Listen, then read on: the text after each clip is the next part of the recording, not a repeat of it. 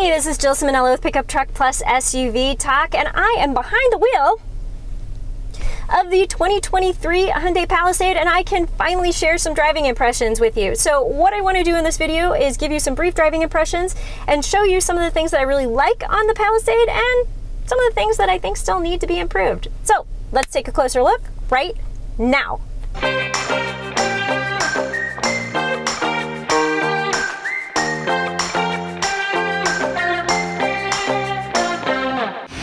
Things I really like about the Hyundai Palisade is going to be the exterior styling. I think they went edgy and bold, and I love it. And I especially appreciate this really large grille and the lighting signatures. So this is interesting to me because you'll notice that over here, this is where the blinker is, but it blends right into the grille because over here, it just looks like an extension of the grille. So I think that is really well done. You have your daytime running lights here that create a really unique signature and profile, and then you have your headlights right there. So I love the bold look to the exterior. I love this turn indicator here on the side mirror. That's really big, and yep, you got another one right here. Everything about this works. And moving around to the exterior, again, you have a bolder, edgier taillight design that just looks really good. In fact, I think that looks a lot like the Kia Telluride. Moving to the interior, I'll point out there is a lot to love here as well, but I have to point out this is a calligraphy trim, and so not all of these features are going to be available at every level, but I love them, so I'm going to share them with you anyway. So let's start with this digital display and the fact that it has blind view monitoring. I really appreciate this feature. You also have a 12.3-inch touchscreen, and I really didn't experience any lag. But this right here is probably going to be one of my favorite things, and that is dual automatic climate controls. So you can live in wedded bliss with your heat on and your husband putting his cool stuff on, and yeah, you're both happy. I also want to point out you have heated and cooled seats in the front, as well as the heated steering wheel. Yeah, I was using that in the summer in North Carolina. Don't judge. Another favorite feature is going to be the floating console, which allows you to store extra stuff here. So bag, a purse, and basically what that does is it keeps you from putting stuff on your passenger seat, and I really like that. Moving to the back seat, you have a lot of other good things back here, but I'm gonna start with this, and that is the fact that I can control my own climate, including heated seats, and okay, you also have cooled seats, but heated seats, yay! You also have an okay amount of legroom. I'll be honest with you, it's not huge, but average adults are gonna be able to sit back here and it will be fine. For my final favorite thing, we are going to move into the back seat, and it all has to do with this button right there. Yep, there are heated third row seats. Heated third row seats. The only other vehicle I've seen that in is the BMW X7, and you will not be able to get that for $48,000. Moving on to the things that I don't like, we're gonna start with the third row. And that is gonna be the fact that it is really cramped for 3 people, yet they have 3 sets of seat belts back here. So, okay, I'm the size of a 10-year-old. This is where my shoulder hits here. So, you can see that. Then I move over here and yeah, I'm small and my shoulders are gonna overlap if I sit next to myself. I think that this is a really small third row for 3 people. I think it should only be a 2-person third row seat, and so that is one of the things that I think they need to work on.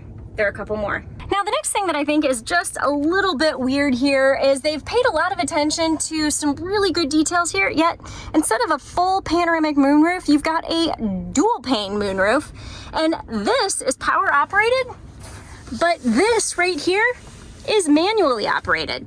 So to me, that's a bit of a miss. I want to see a full panoramic moonroof, and if I'm not going to have a full panoramic moonroof, I don't know that I want this to be manual. That just looks really cheap to me. The final thing that I don't like on the Hyundai Palisade is not necessarily this, but kind of this. It is the fact that if you would like to use Apple CarPlay, yeah, you have to wire in. There is no wireless Apple CarPlay with this bigger head unit. So that is the compromise. You get more graphics, a better infotainment system, but no wireless Apple CarPlay. I know that Hyundai is working on it.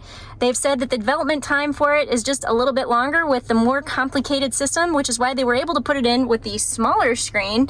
But yeah, it's not here yet. And they have no estimation of when it's going to arrive.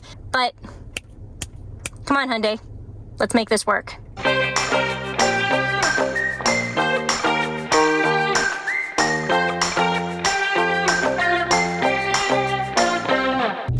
All right, here we go. Now it is time for my driving impressions, and I'm gonna keep this really brief because frankly, we didn't have a lot of time behind the wheel. We had about a half an hour on road, and then we did some mild off-roading. But here's the thing. The powertrain here is not new. This is the same engine that you had in the previous generation. The transmission is the same, it's slightly tweaked, but it's mostly the same. So you don't have a lot of new things here, and it really essentially drives the way that you think it should drive. It has good off-the-line start. It has good highway maneuvering. It does really well at higher speeds, and it passes pretty well. So it's got good power, and it's really comfortable. The other thing that I didn't mention on my like list that I gotta point out is this has ergo motion seats, which means that I've got massaging seats. But the really interesting thing about this is after you've been in the vehicle for about 2 hours, they just automatically turn on. And it's like a little hug. I don't know, but I just think that was really cool as well. So frankly, had this much time to drive it, but the driving impressions so far are really favorable. I've always liked the Palisade, and frankly, I've always liked the Palisade better than the Kia Telluride. That's another video for another time. But with the upmarket improvements that they've made, so heated and cooled seats in the front and second rows, the heated seats in the third row, you know, the sunshades, the massaging seats, the head unit, the you know, the heads-up display, all of those amazing up-level things just make this vehicle that much better. And so with a good powertrain that was already proven, this is a really amazing vehicle. I liked it before, I like it even better now. So that's what I have to say about that. So that is my quick first look review of the 2023 Hyundai Palisade. Thanks for watching. And be sure to check us out on the web at pickuptrucktalk.com. You can check us out on Twitter and Instagram at pickuptrucktalk. And don't forget, we have live stream on Thursday nights at 7 p.m. So until next time, I will see you down the road.